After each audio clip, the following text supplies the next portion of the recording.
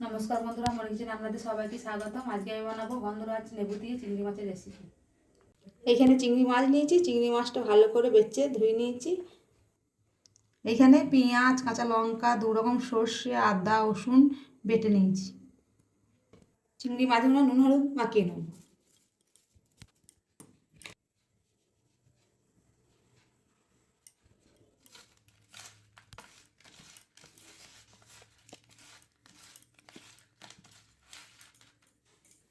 Gas জেলে কড়াই বসিয়ে দিয়েছি, দিয়ে দিয়েছি সর্ষের তেল। গরম হয়ে গেছে, চিংড়ি মাছগুলো ঢেলে দেবো তেলের মধ্যে।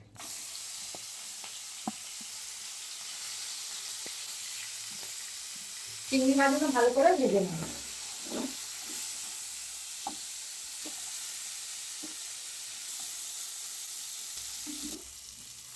মাছগুলো ভালো করে ভাজা হয়ে গেছে, মাছগুলো তুলে নেব।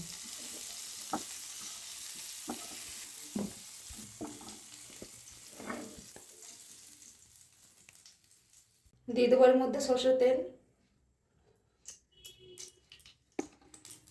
দিয়ে দেবো গোটা জিরে আর শুকনো লঙ্কা। বেটে রাখা মশলাটা দিয়ে দেবো। তেলের সাথে ভালো করে মশলা মিশিয়ে দিই।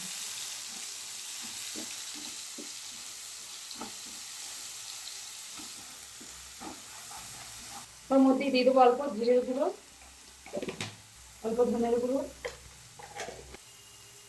5 মিনিট লঙ্কার গুঁড়ো, দিয়ে দেবো হলুদের গুঁড়ো, দিয়ে দেবো অল্প চিনি। মশলাটা ভালো করে কষিয়ে নেব। মশলার মধ্যে অল্প জল দিয়ে দেবো।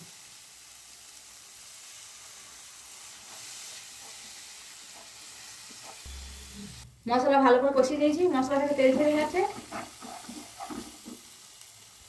এখানে দই দিয়েছি অল্প, দিয়ে দেবো মশলার মধ্যে। দইটা মশলার সাথে ভালো করে মিশিয়ে নেব। দইটা ভালো করে মশলার সাথে মিশিয়ে দিয়েছি। মশলার মধ্যে দিয়ে দেবো জল,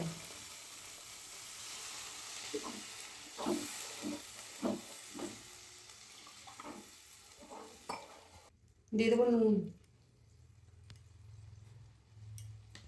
দিয়ে দেবো ওপর থেকে গরম মশলা। ভেজে রাখা চিংড়ি মাছের ঝোলের মধ্যে দিয়ে দেবো।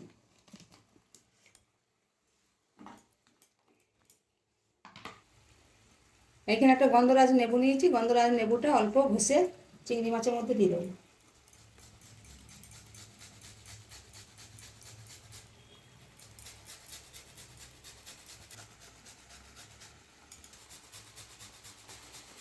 গন্ধরাজ লেবুটা ঘষে দিয়েছি, একটু নেড়ে চেড়ে মিশিয়ে নেবো মাছের সাথে।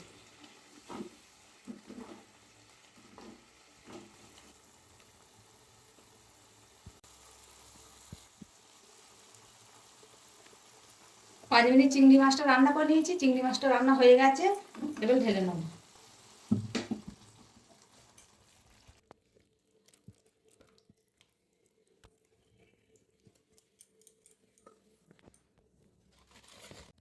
দেখুন বন্ধুরা, আমাদের গন্ধরাজ লেবু দিয়ে চিংড়ি মাছের রেসিপি রেডি। আপনাদের ভিডিওটা ভালো লাগলে অবশ্যই লাইক, কমেন্ট, শেয়ার, সাবস্ক্রাইব করে দেবেন। দেখা হচ্ছে নতুন আবার একটা ভিডিওতে।